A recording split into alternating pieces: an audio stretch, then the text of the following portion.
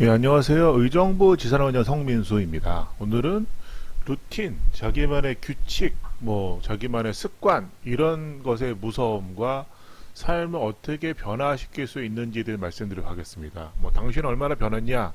할 말 없긴 한데, 그래도 큰 사건 저지르지 않고, 음주운전 하지 않고, 술을 끊게 되고, 나름 습관을 만들어가지고 살짝살짝 변화하는 걸 말씀드리거든요. 그러니까 거창하게 나는 세계 최고의 부자가 되겠다. 워런 버핏 나이에 그 사람보다 돈이 많겠다. 이런 거 아니고요. 그냥 내가 할 수 있는 나의 변화죠. 그러니까 이렇게 하면 또 어떻게 보면 본인만 속박하는 것 같긴 한데 일단은 본인이 변할 수 있는 작은 이야기들을 드리도록 하겠습니다.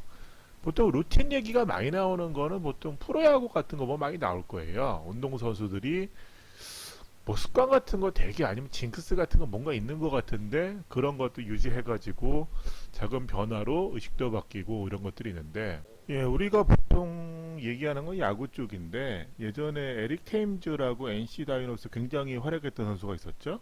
그런데 이런 사람들이 이 본인 경기 전의 습관, 훈련장 나와서 뭔가 해야 되는 그런 동작들이 있어요. 그래서 그거를 누가 방해하면은 되게 싫어하기도 하고 그래가 당시 주한 미국 대사 리퍼트 대사가 와가 만나자고 했는데 경기 직전에 오기 때문에 거절을 했다는 이런 일화가 있습니다.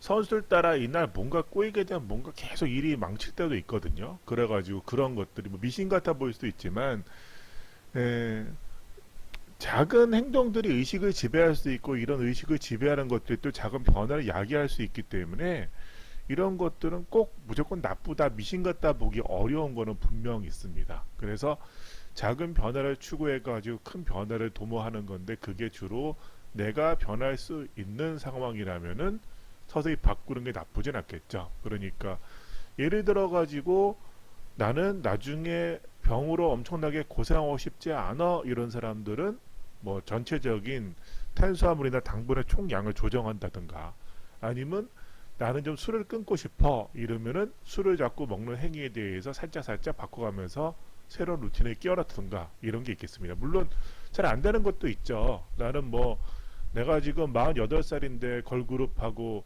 결혼할 겁니다. 이런 거 있잖아요. 인터넷 보도 그런 거 있잖아요. 왜 48살 남자인데 회사에 아르바이트 나오는 21세 대학생이고 사랑이 빠져 이런 얘기 있잖아요. 근데 그런 것들은 루틴을 세운다 해서도 해결이 될 부분 같지는 않은데 내가 무슨 중독을 줄인다 아니면 약간 이제 뭔가 새로운 걸 배워간다 운동을 살짝 도모한다 식의 약간의 변화 그리고 심리적 안정화 자율신경 안정화 이런 것들은 충분히 의미가 있을 수가 있습니다.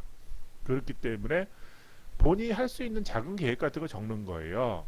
내가 하루에 소주를 2병 먹는다 이러면은 이틀에 한 번이거나 아니면은 하루에 절반씩이거나 물론 저는 참고로 술 안 먹습니다만 아니면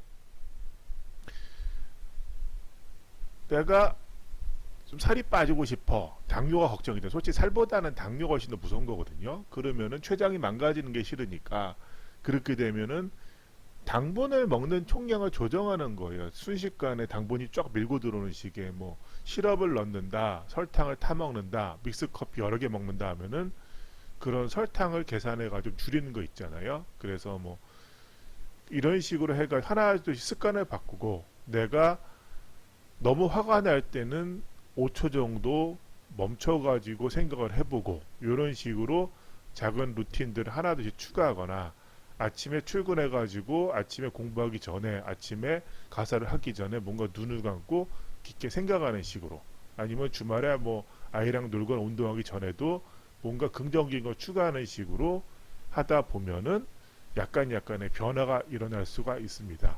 뭐 저는 사실 지금 나이도 이제 어리지 않기 때문에 뭔가 새로운 걸 배워가지고 변화를 도모하기 솔직히는 버겁다고 생각을 해요. 지금 하던 것도 제대로 해야 되는데 그거를 하지 않으면서 지금 기타 배우겠다, 악기를 배우겠다 이런 건 아니고요. 다만 저는 이제 진료중에 스트레스가 굉장히 많거든요. 그러니까 모르겠어요. 사실 좀 생각이 되게 고3 때보다 훨씬 힘들어요.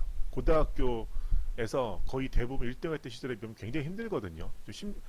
굉장히 힘들게 하는 사람이 사실 많아요. 좀 이기적이거나 자기밖에 모르거나 본인은 VIP거나 그러면 저도 어느 선까지는 이제 심리적으로 많이 컨트롤하려고 하는 거죠. 루틴이라 지키기 어려운 게 어느 선을 훅 치고 들어오니까. 그래도 이 정도 선이 있다. 이렇게 그 지키는 건 있어요. 너무 과도하게 무리하게 하거나 예의가 없거나 대책 없거나 하면 그땐 저도 이제 제가 통제할 수 있는 변수 내에서 지키는 게 있거든요. 왜냐하면은 저도 어느 순간 갑자기 죽을지도 모른다고 걱정하기 때문에 그래서 제 나름대로 루틴 몇 가지가 있어요. 그래서 그런 것들을 지키면서 나름 이제 그래도 어느 정도 평균 사람 사는 데까지는 지켜보려 노력하고 있고요. 그 다음에 또 제가 루틴을 이용해서 했던 게 술을 끄는 겁니다. 예.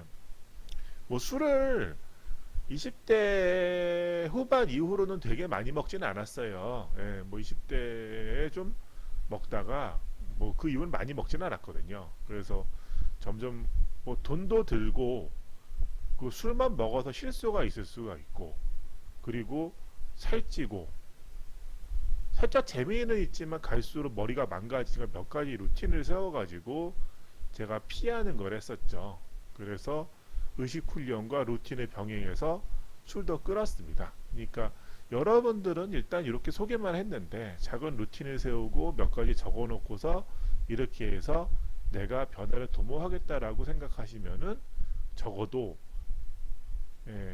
나중에는 큰 이득이 있을 거예요. 최소한 저처럼 술을 안 먹어서 돈을 번다든지 아니면 본인이 어떤 공부를 해가지고 그거에 대해서 마스터가 된다 이런 게 있으면 나쁘진 않겠죠.